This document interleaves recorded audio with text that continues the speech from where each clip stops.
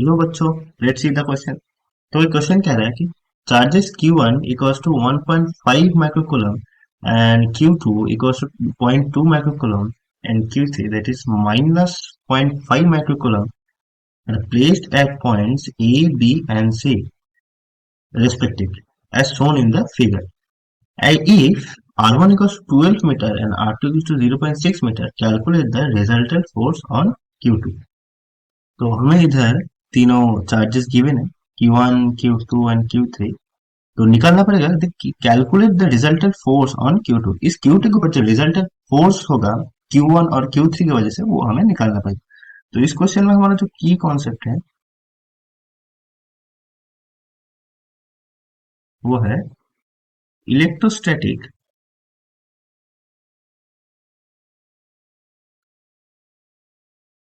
Force of attraction.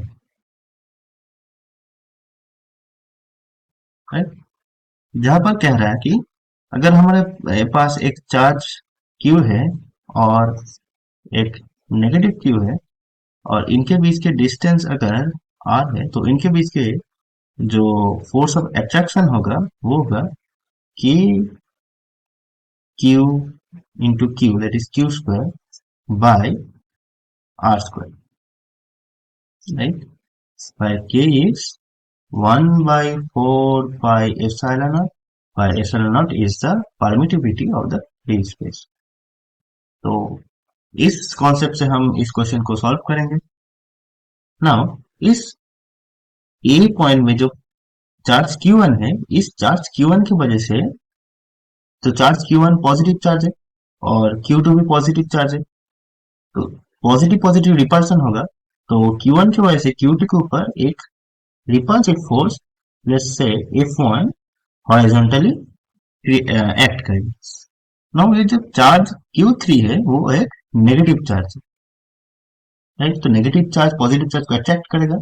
मतलब इस Q3 की वजह से Q2 के ऊपर एक अट्रैक्टिव फोर्स ऊपर की तरफ एक्ट करेगा। Let's say this is F2। Means हमारा जो रिजल्टेंट फोर्स होगा वो कुछ ऐसा होगा। है, तो F1 equals to K Q1 Q2 by R1 square और F2 equals to K Q2 Q3 by R2 square. और जो F1 है वो है along AB और जो F2 है जहां पर K का वैल्यू है 9 इंटू 10⁹ Q1 का वैल्यू है 1.5 इंटू 10⁻³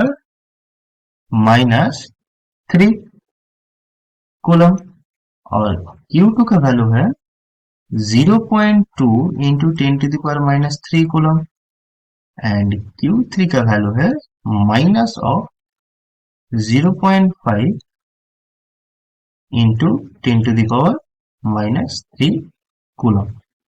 तो F1 और F2 में इन चार्ज और K का वैल्यू पुट करके हम पाते हैं कि F1 equals to 1.875 into 10⁻³ Newton और F2 का वैल्यू आता है 2.5 इंटू 10⁻³ न्यूटन। नाउ केस कुछ ऐसा है कि ये हमारा ऐसा ट्रायंगल था, ए बी सी, इधर था F2 और इधर था F1।